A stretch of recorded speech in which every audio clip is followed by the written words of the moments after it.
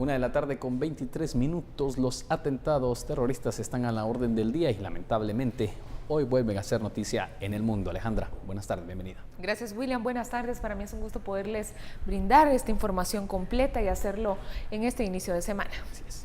El Ministerio del Interior saudí dio a conocer que un atacante suicida se hizo detonar esta mañana cerca del consulado de Estados Unidos en el oeste de Arabia Saudita. El atacante hizo estallar su cinturón de explosivos dentro de un automóvil después de que dos oficiales de vigilancia se acercaran a inspeccionar. Los efectivos resultaron levemente heridos.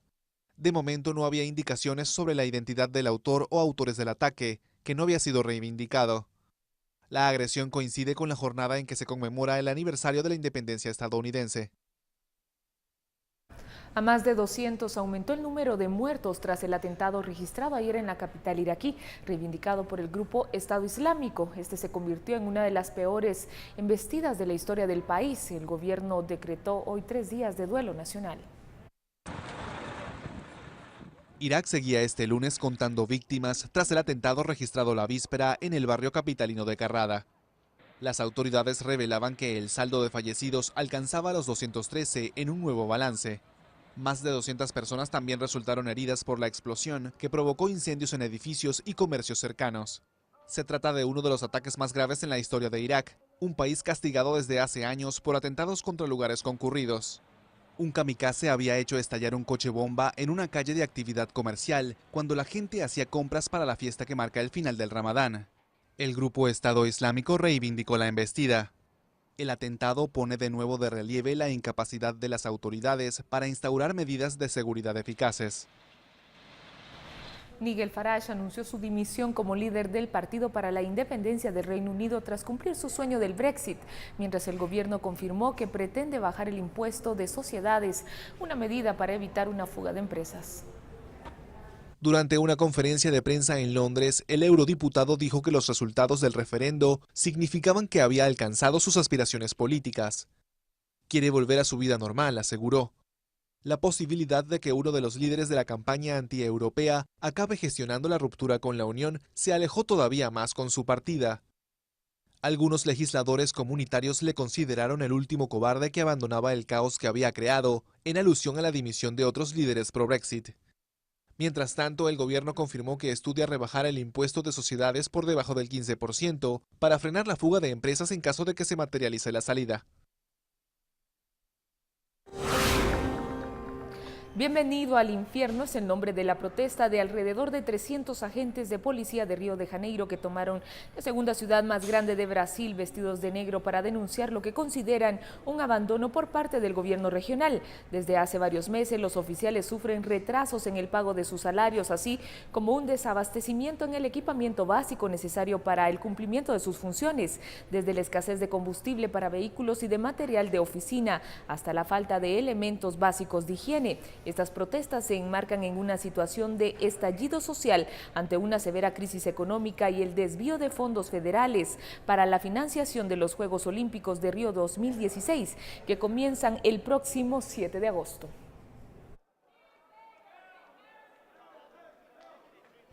El presidente argentino Mauricio Macri sostiene una reunión con la jefa de la diplomacia europea y el titular del Consejo Europeo como parte de su gira por el viejo continente para reforzar lazos comerciales y políticos.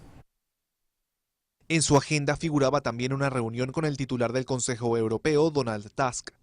Su visita forma parte de una gira que realiza por varios países europeos con la que busca reforzar los lazos comerciales y políticos. El periplo se produce en medio de un clima turbulento en la región, 9 días después del referéndum en el que los británicos decidieron separarse de la Unión Europea.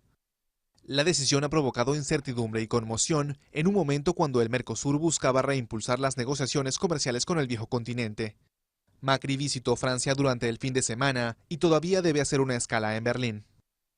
La presidenta chilena Michelle Bachelet anunció que enviará al Congreso un proyecto de ley que instaura gradualmente la gratuidad universal en la educación superior, nuevo paso de una reforma que busca eliminar el sistema heredado de la dictadura. Se avisora un debate complejo ya que la oposición política y actores del sistema educativo como el sector privado han expresado sus reparos.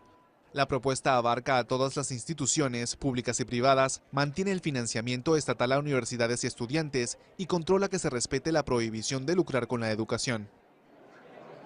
No podemos esperar que los problemas sean resueltos solo por el mercado, porque la educación no es un bien de consumo que se pueda administrar como un mero negocio. Es una tarea nacional que exige un rol fundamental del Estado para que, en diálogo con la sociedad y con la colaboración de todos los actores, hagamos los cambios que se requieren. El movimiento estudiantil, clave en el impulso de la reforma, considera que el proyecto no elimina totalmente al mercado del sistema. Por eso sus movilizaciones se han hecho sentir con fuerza en los últimos meses en la capital y otras ciudades. Debido a las demoras en la formulación del articulado, a inicios de este año el gobierno estableció en la ley de presupuesto la gratuidad de la enseñanza universitaria para decenas de miles de estudiantes de bajos recursos. Este paso representaba el inicio de la supresión de un sistema heredado de la dictadura de Augusto Pinochet. El jefe de ACNUR, Filippo Grandi, consideró prioritario legalizar los hogares de miles de desplazados en Colombia durante un recorrido por un barrio popular a las afueras de Bogotá. El objetivo aquí no es que los desplazados sigan desplazados para siempre, no se trata de que la organización se quede para siempre, sino que los desplazados, aquellos que no quieren regresar a sus hogares, sean completamente integrados en sus comunidades. Grandi hizo la declaración durante un recorrido por un barrio del municipio Soacha, vecino de Bogotá, como parte de su visita al país desde el miércoles. El conflicto armado de más de medio siglo ha forzado a unos 6,9 millones de colombianos a abandonar sus hogares y ha dejado unos 260.000 muertos. El gobierno y la guerrilla de las FARC firmaron el 23 de junio un acuerdo en La Habana para el cese al fuego bilateral, lo que ha generado esperanzas en el país de ver un acuerdo de paz definitivo. La Autoridad Meteorológica de China renovó hoy la alerta naranja por las lluvias intensas que caerán en el sur y suroeste del país. Hasta el momento se reportan 186 muertos y 33 millones de afectados. El centro recomendó a los habitantes que tomen precauciones ante las posibles inundaciones y desprendimientos de tierra y a los que viven en áreas montañosas que se desplacen a lugares seguros. China tiene un sistema de alerta meteorológica de 4 niveles por colores, en el que el rojo es el más grave, seguido del naranja, el amarillo y el azul.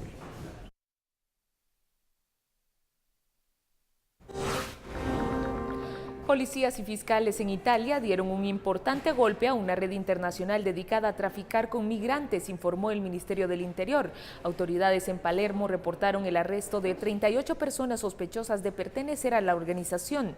La policía de Palermo informó que un hombre eriteo que fue arrestado en el 2014 colaboró con las autoridades, dando por primera vez una completa reconstrucción de actividades criminales del tráfico de migrantes que involucran operaciones en Italia y en el norte de África.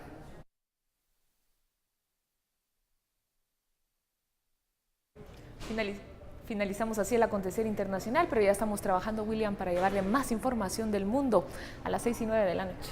Así es, María Alejandra, la emisión regional y la emisión estelar de Noticiero Guatevisión, así como también a través de nuestras redes sociales usted se puede enterar de lo último que ocurre a nivel internacional. Vamos a hacer una pausa comercial y en instantes también conocerá qué ocurre a nivel departamental, esto en el segmento de noticias que tiene que ver con la región en Guatemala. Ya regresamos.